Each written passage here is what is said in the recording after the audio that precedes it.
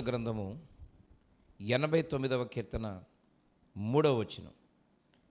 నేను ఏర్పరచుకొనిన వానితో నిబంధన చేసి ఉన్నాను, నిత్యము నీ సంతానమును స్థిరపరిచెదను. పిల్లరా, ఒక అద్భుతమైనటువంటి మాటను ఈ వచన భాగంలో మనం గమనిస్తూ ఉన్నాం. దేవాది దేవుడు అంటున్న మాట, నేను ఏర్పరచుకొనిన వానితో నిబంధన చేసి ఉన్నాను. ఏమని నిబంధన చేశారంటున్నారు దేవుడు అనంటే, నిత్యము నీ సంతానమును స్థిరపరిచెదను అని. ఒక సంతోషించే అద్భుతమైనటువంటి మాట ఏంటనంటే, దేవుని వాక్యం వింటున్నటువంటి నీవు ఏర్పాటు చేయబడిన వ్యక్తివేని దేవుడు జ్ఞాపకం చేస్తున్నాడు. ఆయన ఎవరితో మాట్లాడుతున్నాడు ఈ సమయంలోనంటే, ఏర్పాటు చేయబడిన వారితో మాట్లాడుతున్నాడు. కాబట్టి ఈ వాక్యాన్ని వింటున్న నీవు ఇంతవరకు నన్ను ఎవరైనా గుర్తిస్తున్నారా? నా పక్షంగా ఎవరైనా ఉన్నారా?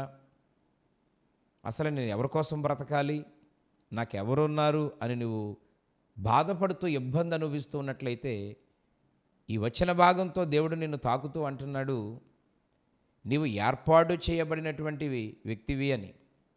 నువ్వు ఏర్పాటు చేసుకున్నటువంటి ఆత్మీయ సహోదరుడువు, సహోదరివి. నువ్వు ఏర్పాటు చేయబడినటువంటి బిడ్డవు. మరి ఈరోజు పిల్లరా, మనుషులు ఒక వ్యక్తిని గుర్తించాలని అంటే మనలో ఈ లోక సంబంధమైన అర్హతలు ఉండాలి.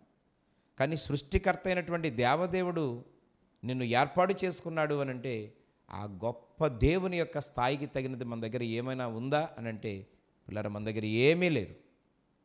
కానీ ఏమీ లేనిటువంటి వారిని ఆయన ప్రేమించే దేవుడు. అన్ని విధాలుగా అన్నిటినీ కోల్పోయిన వారిని ఇష్టపడేటువంటి దేవుడు. నువ్వు చితికిపోతే, పడిపోతే, బలహీనమైపోతే ఆయన నిన్ను ప్రేమించే దేవుడు. ఆయన నీ దగ్గర, మన దగ్గర ఏమీ లేకపోయినా ఆయన అంటున్నాడు, ఏర్పాటు చేయబడినటువంటి వారై ఉన్నారు మీరు. కనుక మీతో ఒక నిబంధన నేను చేసి ఉన్నాను ఆల్రెడీ. ఏంటా నిబంధన అంటే, నిత్యము మీ సంతానాన్ని నేను స్థిరపరుస్తాను, మీ కుటుంబాన్ని నేను దీవిస్తాను, మీ కడుపును పుట్టిన బిడ్డలను, మీ రక్త సంబంధులను నేను స్థిరపరుస్తాను అని దేవుడు జ్ఞాపకం చేస్తున్నాడు. కనుక ప్రియులారా, ఈరోజు మనం ఏర్పాటు చేయబడినటువంటి జనాంగం. దేవుడు ఒక ప్రత్యేకతతో మనల్ని ఎన్నుకున్నాడు. ఆయన దేవుని చేత ఎన్నుకోబడిన వారు మనం, ఏర్పాటు చేయబడిన వారు మనం. ఈరోజు ఆయన వాగ్దానం అద్భుతమైనది.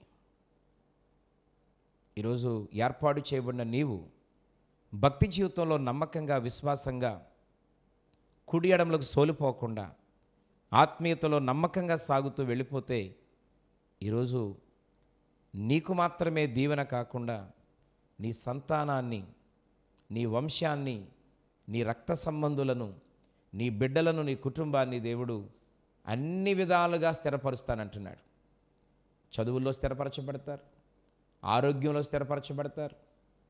వారు చేస్తున్నటువంటి ఉద్యోగమైన, చేతి పనులైనా, మరి ఏమైనప్పటికీ వారు ఎన్నుకున్న ఏ మార్గమైనా దేవుడు దాంట్లో వారిని స్థిరపరుస్తాను అని సెలవిస్తున్నాడు.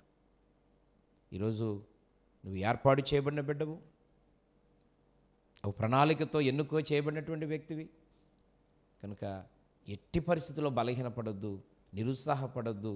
అంత మాత్రమే కాకుండా, నిన్ను నియమించుకొని ఏర్పాటు చేయడమే కాకుండా, దేవుడి నీ సంతానాన్ని నీ చేతికి అప్పగించినటువంటి ప్రతిదాన్ని స్థిరపరిచి బలపరుస్తాడు ఆయన.